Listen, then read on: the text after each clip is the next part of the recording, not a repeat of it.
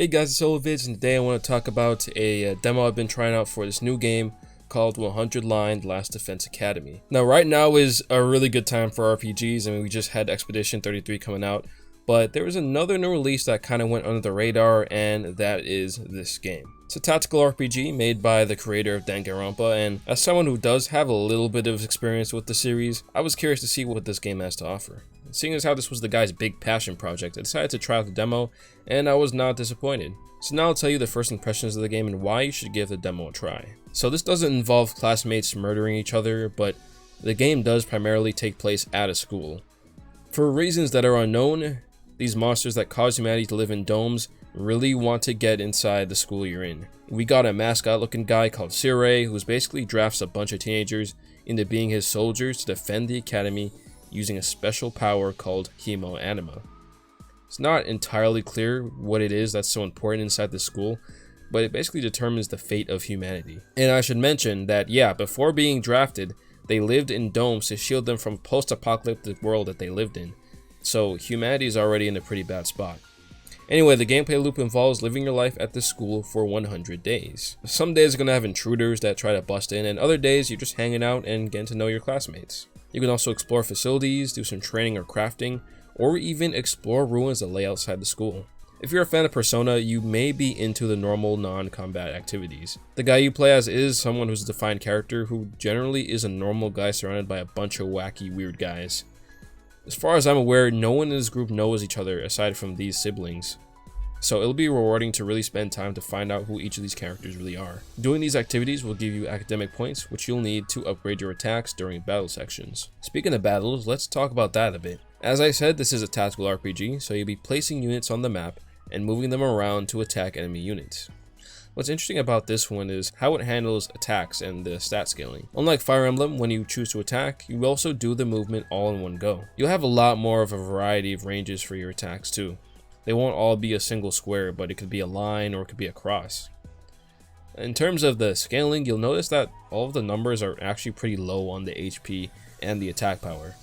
When you're starting out, you'll probably have HP as low as 10 or 15. And the damage of the attacks you'll be doing will start at 1 damage flat. Each action takes up 1 AP as well. In terms of the actions you do, instead of having 1 action per character, there is the AP system. And so each action you do takes 1 AP. And so you can actually make one character do multiple actions with that mechanic. Of course, you can also decide to not use them and stockpile the AP for future turns. Lastly, there's a bit of a tower defense aspect to these battles too. Basically, in your school defense battles, the monster's main goal is to make your way to the school and to destroy it. It's not the end of the world if a couple of them make it through, because when they do damage to the school, that same damage will be dished right back to them. So if a small enemy comes and does 2 damage to the school, it's going to also take 2 damage in return. Majority of the small enemies will die immediately after attacking it. The battles I had so far were actually pretty tense despite all the smaller numbers. The different win and lose conditions kept it fresh, so it wasn't just the same thing over and over. Next, I want to talk about the exploration aspect of the game. You can wander outside the school and explore a board game-like world as you roll the dice to get random rolls and see which direction, how many spaces you can move. During your exploration, you can collect materials needed for crafting stronger skills, or search for specific objectives when the need arises in the story. Lastly, I like how each time you land on a certain panel, you have a choice of how to approach all these random situations. Like, you can spot a random hole and decide whether to peek inside or to just quickly reach your hand into whatever's in there. Your results can range from finding some gemstones to a rat biting your hand, resulting in a loss of HP. That, of course, would be a bad start if you end up running into an enemy encounter. Now, I don't know if this will actually change things, but story-wise, if anyone dies outside the school, they cannot be revived. So me personally, yeah, I made sure no one died. Lastly, I want to touch on the general presentation of the game. Danganronpa is not a series known for insanely high-fidelity graphics, and well, neither is 100 Line. But what it does have is a very distinct and recognizable art style. The character designs are colorful, and they're uniquely designed to exaggerate and display each soldier's personality and quirks. Majority of the cutscenes in the game are in a first-person view, with the other characters being shown as 2D portraits with different frames to flip through. You'll also hear the characters either make noises for every line of dialogue, or fully say the actual words. There are some moments here and there where you get full motion 3D cutscenes, but it's not very often. When you're running around in the school, you have a side-scrolling perspective as well. All of this comes together to make a game that looks okay when you're playing it on a TV, but really felt good once I started playing it in handheld mode on Switch. Seriously, it feels right at home, and it feels like it really should be like a handheld game, because it just, I don't know what it was, it all clicked as soon as I switched it to handheld.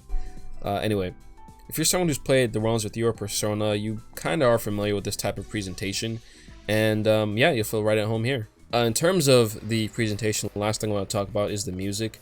Now, I won't lie, it's music that like I think fits well within the scenarios that you're in, but so far I haven't run into anything that I want to listen to outside of playing the game. So in conclusion, I think the combination of danganronpa-like storytelling and tropes with tactical RPG gameplay works really well. And now that these are party members instead of suspects, you have a lot more time to spend with them and to learn about them. You'll also likely get new characters added to the roster as time goes on, so the thought of seeing what makes each character decide to join and fight is exciting. I can't wait to see all the twists and mysteries the game has to offer in the full experience. And also, apparently there's like 100 endings in the game, which is pretty wild. I don't even know how that's possible, but I can't wait to see how that works eventually. Yeah, that's pretty much all I got to talk about today, so I would say definitely give the demo a try. It's on Switch, and I believe it's on Steam as well. And yeah, if you're a danganronpa fan or just a general RPG fan, give it a try. Anyway, that's all I got for today. Thank you all for watching, and I'll be seeing you guys next time.